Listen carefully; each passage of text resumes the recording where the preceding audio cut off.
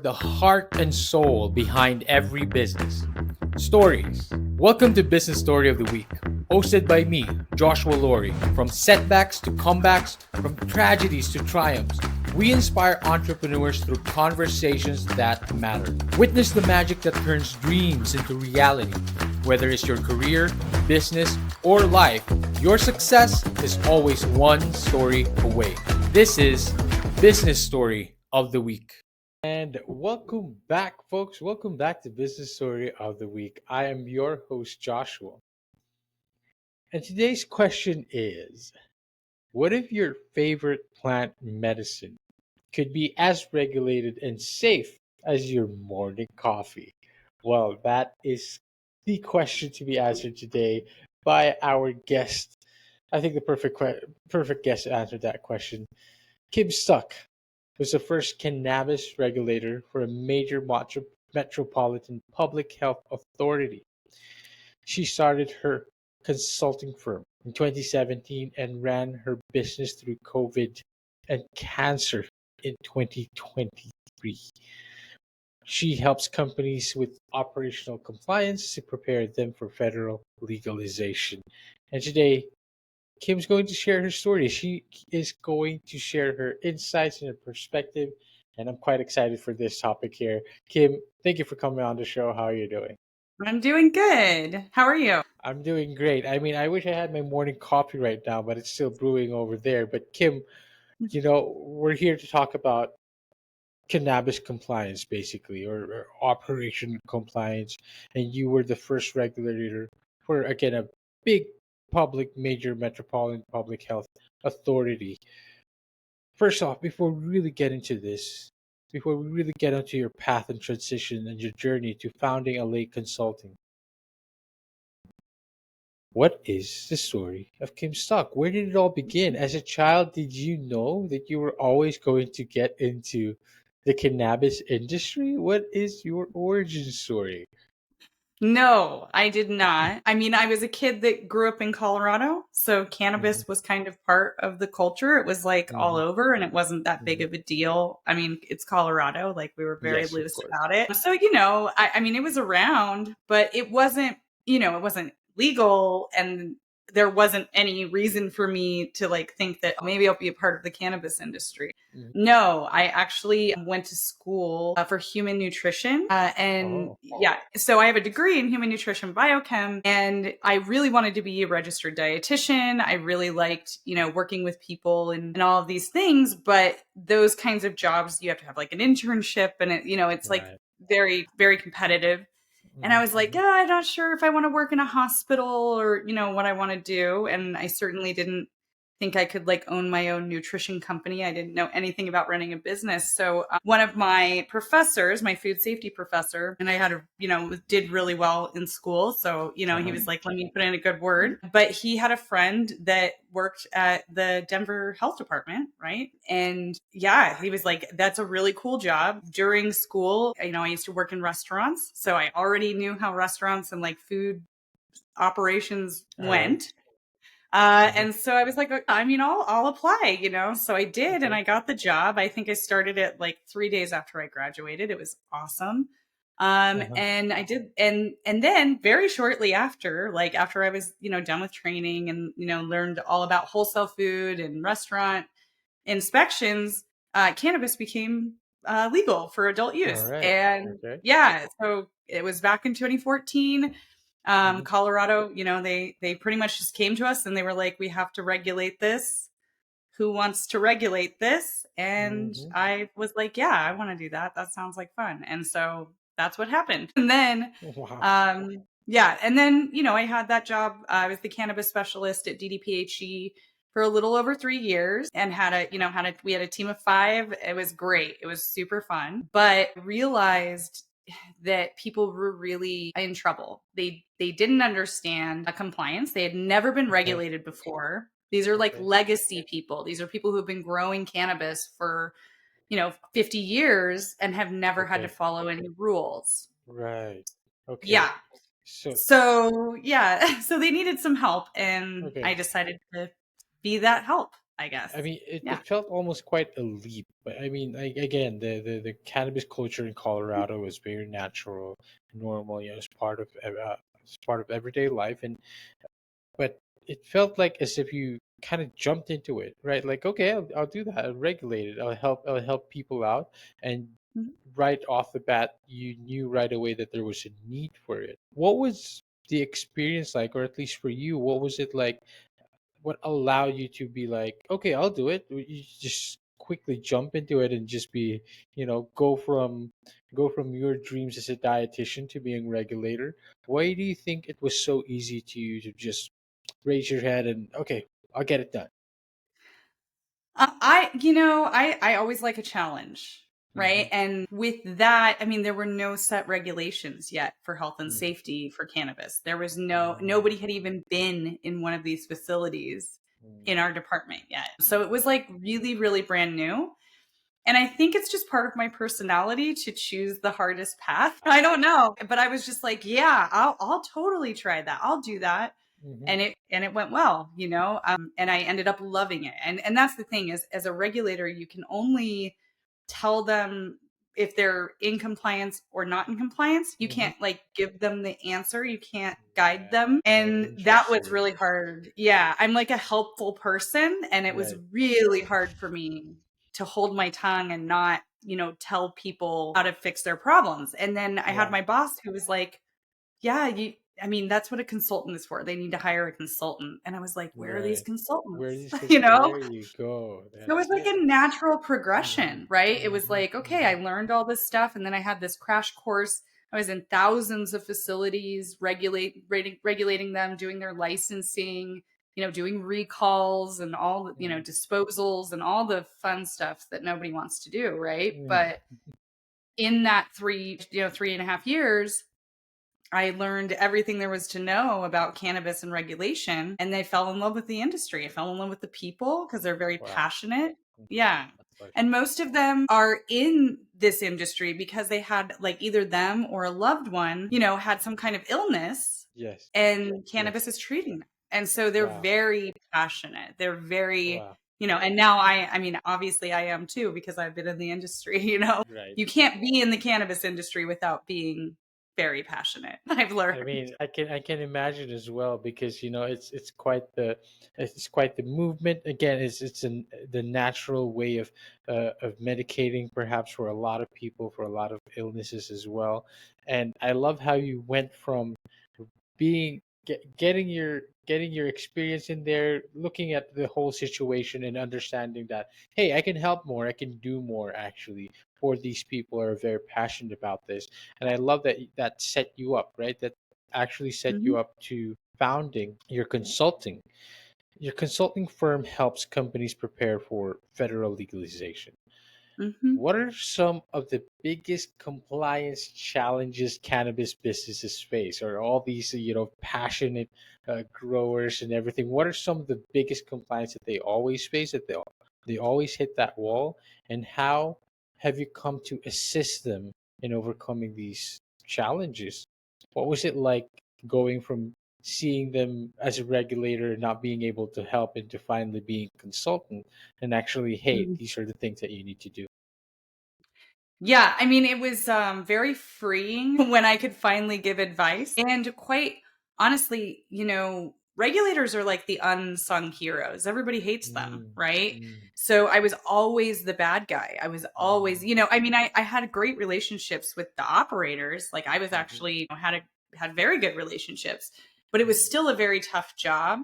And when you become working for the industry as a consultant, if you're good at what you do, it's like putting on a cape, right? We're like solving their problems every single day. And we're like, every day it's like, oh my gosh, I'm so glad you guys are here. I'm so glad that it's very, very fulfilling, right? It's like, oh mhm. my gosh, this is so much, I'm making such a bigger difference and I actually see the difference.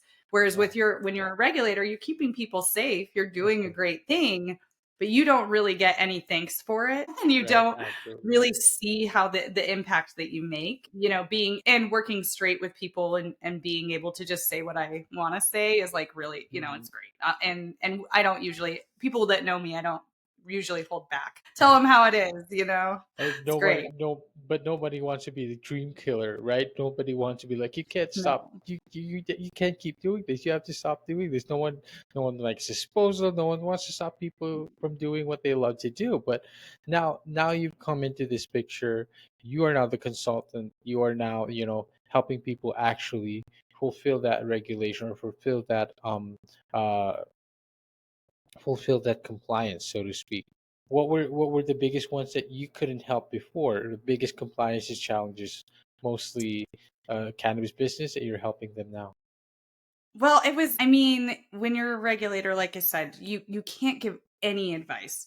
So my Oh, aha moment is a perfect example. When I had the aha moment of, oh my God, I okay, need to okay, I start my own remember business. I was that. actually in a hearing because when you're a regulator, especially when you're dealing with companies that have a lot of money and things like that, you're fining at high amounts or disposing high money amounts, which, a Mm-hmm, small thing of cannabis oil back in the day was like $50,000, right? mm-hmm, So any disposal was like astronomical. I think I mm. disposed of like 4 million or so, something crazy in like 1 year. It was like Wow, crazy. Or no, maybe it was more than that. I'd have to look it up, but it was like 20 something. It was crazy. oh my Um, gosh, yeah. So they what, loved anyway, you, I bet. yeah.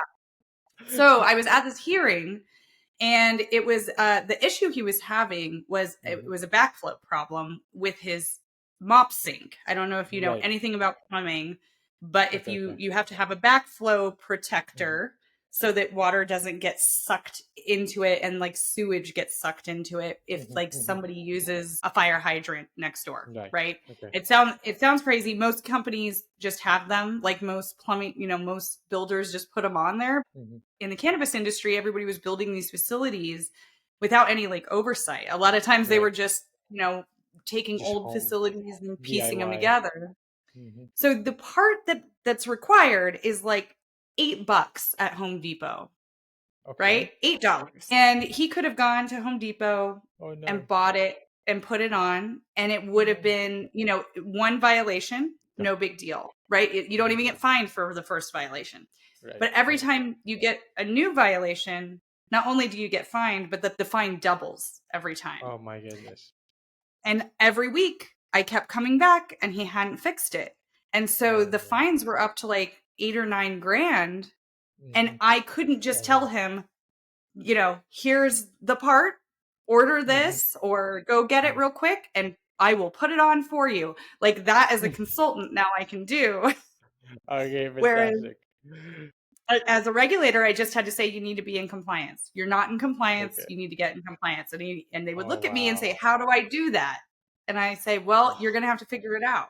The onus is on Oh. the operator." Yeah. So that's just like one small example of like hundreds of thousands of things that I could have helped, and it killed me because I was like, I know this. I can help them if I just tell them, but I'm not allowed to because of like Mhm. liability reasons, right? Mhm. So now, as a consultant, I have amazing insurance. So, Yes. just in case, but, we help. We actually say, hey, this is our opinion. This is what we've Mhm. seen in the past. This is what we've seen Mhm. other people do.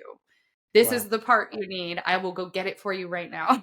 Like, Wow. Interesting. not, so it's like endless. I feel like and state regulations are very important, Mhm. right? And that's Mhm. like the base set of regulations, but what we Mhm. really focus on, we help with state regulations, Mhm. but what we really focus on is FDA and OSHA regulations. And people Right.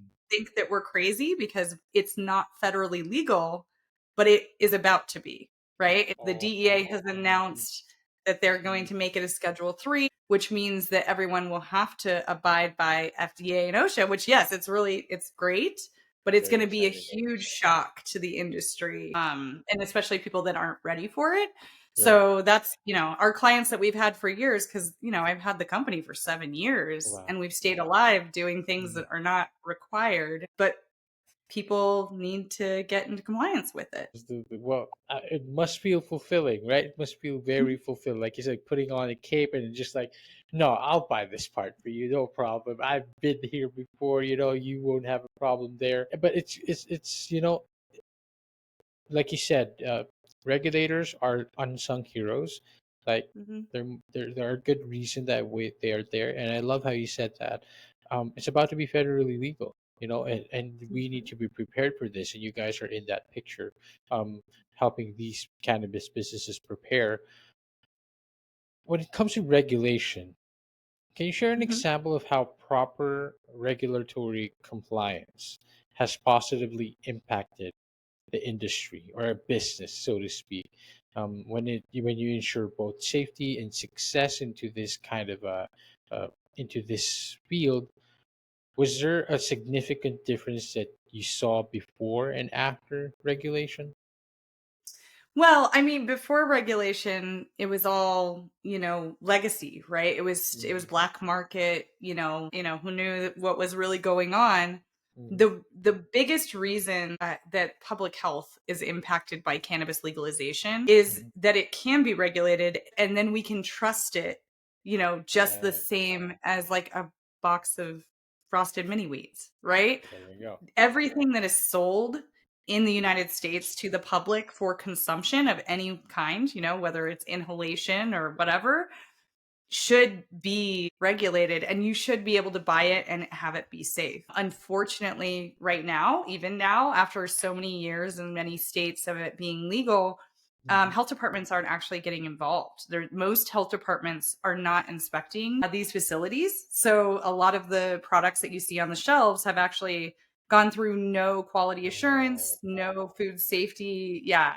So that to me is like a little frightening. There are states like Colorado is a perfect example that they regulate all of them very strictly. It's actually very, they have a lot of recalls there, right. that kind of thing. Okay. But like Oregon is a really great weird state. So they regulate, their health department regulates the hemp companies, but not the THC companies. Which I'm like, Interesting. okay. So none Okay. of the Yeah. products in Oregon have really seen a health department either. So a lot of the Oregon companies get GMP certification, which is what we Okay. we do a lot of that. And Okay. that's like having being regulated by a accredited certifying body and getting a Mm-hmm. certificate, and they Mm-hmm. have to come back every year, and it's essentially saying like, hey, I've been regulated to health and safety, I'm good. So it's like the next best thing. Yes, of course. Yeah, and then once the FDA gets involved, Mm-hmm. right? That's then all of these companies that haven't been regulated to health and safety standards are gonna, not know what to do, is really what it Right. comes down to. So that's why we we like really recommend GMP certification, because if you have GMP certification, you're compliant to the standards of the FDA and you're going to be fine if the FDA comes knocking on your door. There you go. And so And that's like, yeah, that's what we recommend is getting mhm. GMP certification from an accredited third party. And we work with a bunch of them. We help companies go Oh, from beginning very to cool. end and kind of handhold them and write all their stuff Very and train cool. all their staff. And yeah, it's great. It's super fun actually. I mean, you So are truly, truly must be a hero to the eyes of these, cannabis businesses, and of course, like you said, it's about to be federally legalized, and so there's going to be this big, big industry that is going to open up a lot more for you guys. Are you looking to expand outside Colorado or do anything else outside once it has been federally legal? Anything else? Any plans out there? yeah. So actually we are already working in all 50 states. We work in Canada, Wow, very Mexico, cool. South Africa, Very Israel. cool. I Wow. actually just got back from Spain, speaking in Spain at a cannabis conference. So Congratulations. we are all over. We will, yeah. And the cool thing is that we work remotely, right? I mean, Mm, we went remote in 2018 and everyone thought we so were that's crazy. about that. And Yeah. now, yeah. So even the audits we can do fully remote, so it saves our clients a whole lot of money. Very cool. Yeah, it's really awesome. We have a very cool, like, good system for it. But yeah, I mean, we're expanding. We are definitely And the expanding. industry is about to blow up for you guys, and this is really Probably, great yeah. I know we're opportunity. gonna get busy. Yeah. exactly. It's a great Yeah. opportunity for you guys. And I feel like you're prepared. You're very prepared for this kind of like expansion that's going to happen, so to speak. But I love how you said in 2018 you went fully remote. Hmm. That's very interesting how you even got that. But it also was a perfect time to go, remote as you went through COVID in 2020. Yeah. You put the business through COVID 2020.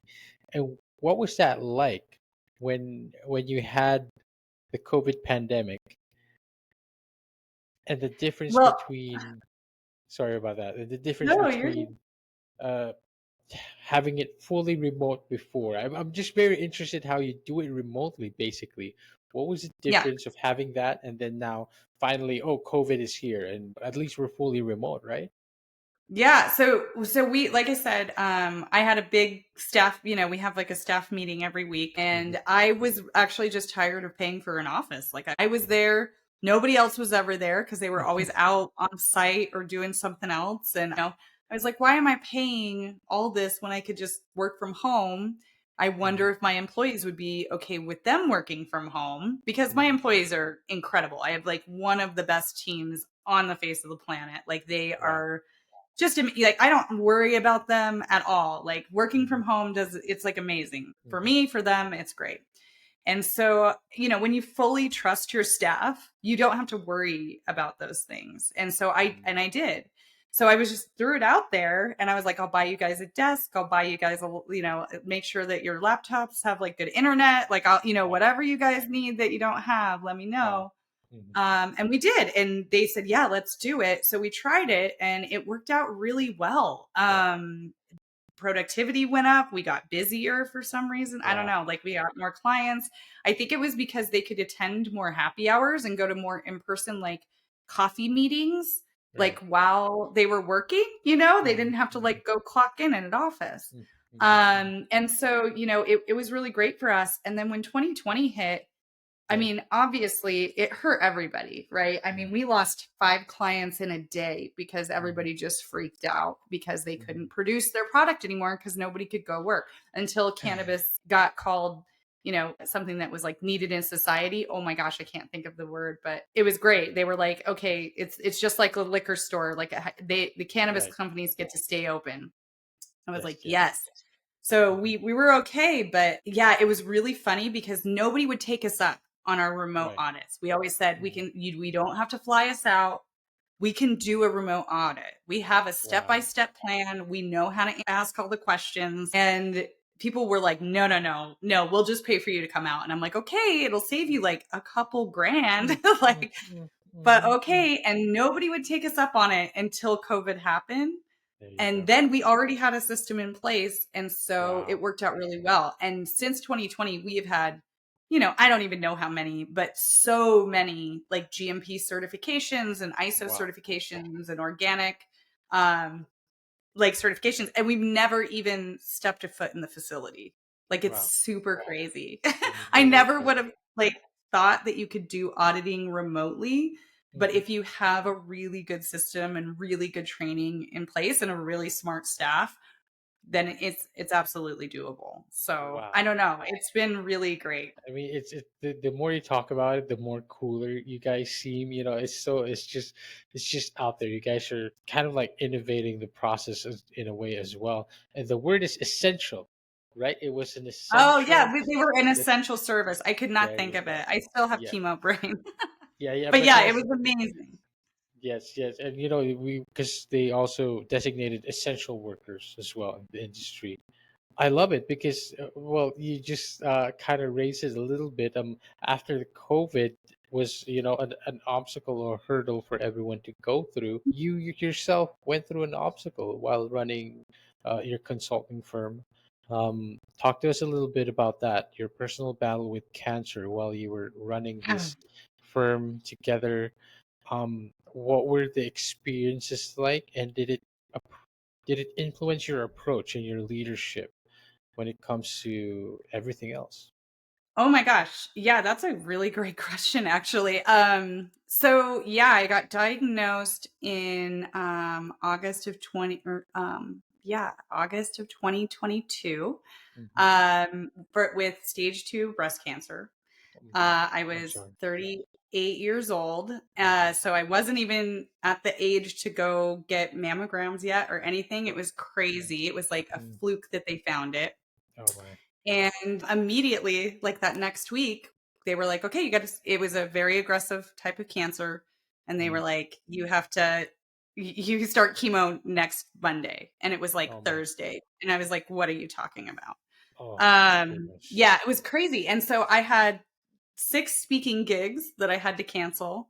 I Mm-hmm. had this huge party that we do every year called LA Palooza that I couldn't go to, that I was throwing. Palooza? Wait. Did you just call Yeah. it a Palooza? Okay, that's so cool by the way.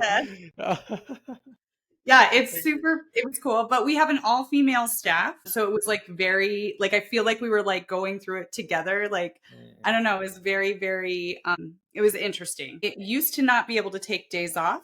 I used to grind all the time and think that I Mm. had to do everything in the company. I think every owner like does that to Right. themselves. Getting sick actually made me take days off, and it was an Right. amazing stress test for my company. Mm.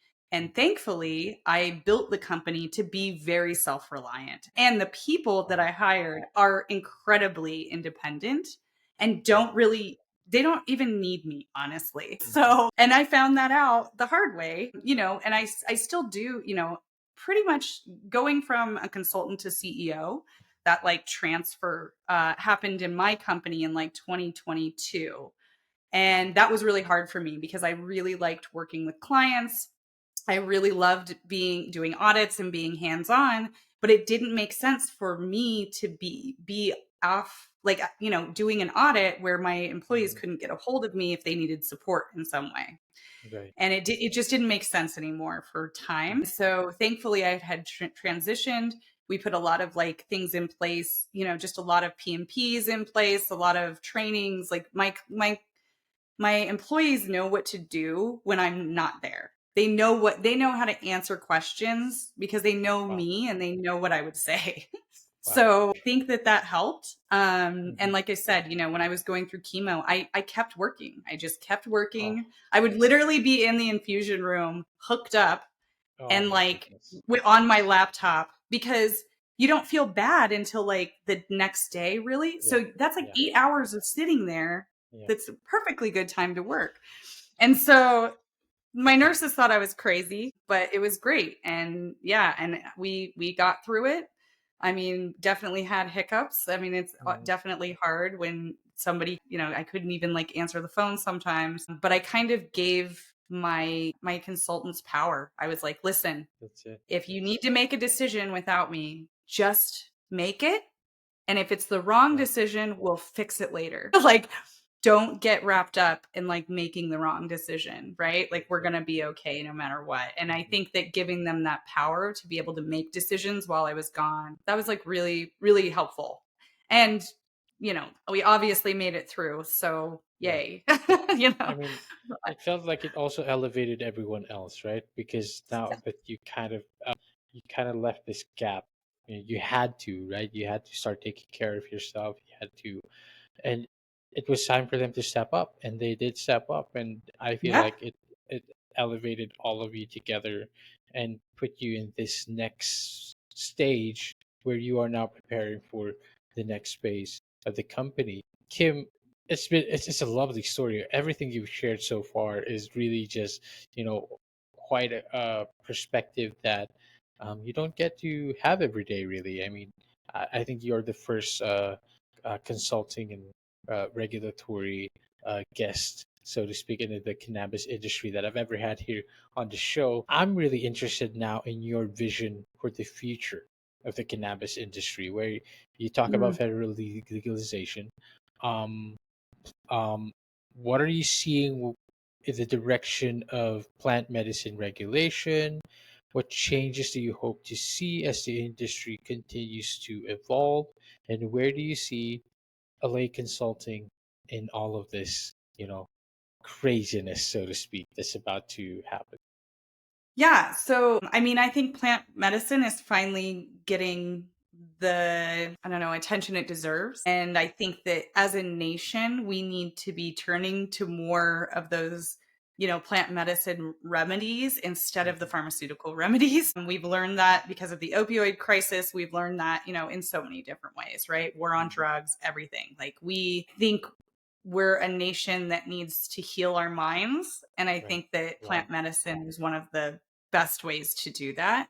I And love that that. includes all plant medicines, right? Of So course. we don't only work in the cannabis industry, we Hmm. work with cannabis, obviously, THC cannabis and hemp. And then we also work in the psychedelics realm. Yes. So, Those yeah, are. which is crazy. And then also kratom as well. So, anything to do with plant medicine and anything to do with that, like, food safety, quality assurance, and worker safety world, that's where we're landing. And it's been really great. And I think that more and more, the more it's regulated, the more companies are going to need to be compliant with these regulations. So, I mean, LA is not going anywhere, right? We've made it Right. this far I mean, we've been in business for 7 years. We've been doing things that nobody else is really doing in the same way. We're helping a lot of companies survive when it does become federally legal. And those companies will be our clients. I mean, our clients become our family, It's Mhm. like, they'll be Okay. with us forever and Mhm. we'll be there for them forever. And I just don't think that LA is going to go anywhere, obviously. And I Mhm. think we're just going to keep expanding and expanding. And like I said, the way that I built the company, it's completely remote. Everybody can, kind of figures out their own thing. So we can have consultants anywhere we want. Yeah. So it's really great. Yeah. I'm And not too worried about the future. I think it's just going to be really good. and it actually feels exciting as well, especially with how prepared you guys are. How about the personal aspirations of Kim Stock? Anything else that you would like to see yourself in the future, probably outside your consulting, or anything that you would love to uh, pursue? Well, I think that I don't know. I do a lot of speaking, right? So I just started speaking internationally, which is really Mhm. exciting. I've been speaking in the States for and in Canada for a very very long time. So I just started internationally speaking, and so I'm hoping to get a couple of international gigs next year is kind of my goal, travel a little more, Mhm. and just become more well-rounded, and then eventually LA will always be there, right? I'll always be doing this job, but as most business owners do, they have a lot of side gigs too. Yes. Yes. So I already have a couple, but I think I'm going to add a couple of nonprofits. I've got a couple nonprofits in Wow. mind that I think that I'm going to, Beautiful. once we set, once this presidential election's over and things kind of calm down, Right. I'm gonna start looking into a couple of nonprofits that I'm thinking about running. I don't know. It should Right. be. I'm really excited. The future looks bright. Yes, I mean, I am very happy for you as well. I feel the excitement, especially everything that you've shared today. I feel even more excited for the industry at large, and LA in particular. What you guys are doing is something that I would root for. I am rooting for, and invite our audience and listeners, of course, check you guys out. But where can we find you, Kim? Where are you most active in? Are you on LinkedIn? Are you on the socials? Where can we learn Yeah. more about what LA is doing? Yeah, so our website is www.allayconsulting.com. We are on LinkedIn because cannabis is not welcome on other social media platforms and we get kicked off all the time, but LinkedIn is very nice to us. Wow. And you can just find me. I'm Kim Stuck, and then I have a bunch of letters after my name. But it's yeah, it. I we're kind of everywhere. I feel like if you just Google us, we'll probably pop up too. Well, that's fantastic. I mean, we would love to cheer you on and be part of that mission that you guys are doing, and what you are doing with LA as well. I invite our audience and listeners, check out their website, check out LA, go connect with Kim on LinkedIn. And Kim, it has been great. It has been lovely in all your stories. One last bit of wisdom that you'd love to leave us behind. What would it be? Take us home. Um, I think just, I don't know, be prepared for the future. I feel like being proactive is better than being Right. reactive, right? That's it. And I think that, you know, it's interesting because now I'm like, well, I don't know, you got to live Mhm. your life and whatever. But when it comes to a business, I think it's very important to be proactive. And I think with all of the changes coming up with plant medicine, and if you're a consumer, do your research. And like I said, getting GMP certification is the number one thing right now that you can do to improve your business and make sure your products are safe. And it's the number one thing as a consumer that you can look for, know that your product is, actually has some kind of health and safety regulation to it, because a lot of them don't nowadays. So definitely keep an eye out for those brands. And like I said, the brands are going to survive the federal legalization are the ones that are compliant with it. And so we're hoping that, the cream will rise to the top type thing, right? Well, there you go. Yeah. That's it. I mean, Kim, and you are, again, in the center of all that, and you're helping a lot of people. And thank you for being on the show. Thank you for sharing all that excitement and enthusiasm and optimism for the future as well. Oh, yeah. It's going to be great. It's going to be It's going good. to be great. Kim, thank you so much for being on the show. To all our audience and listeners out there, I hope you enjoyed this as much as I did. Thank you for watching the episode. We will see you on the next one. Bye bye. All right, so here's the thing. We try to get a little bit better every day, but we can't do it without you. So if you like the video, make sure to like and subscribe below. And if you have any comments, just leave them in the space under.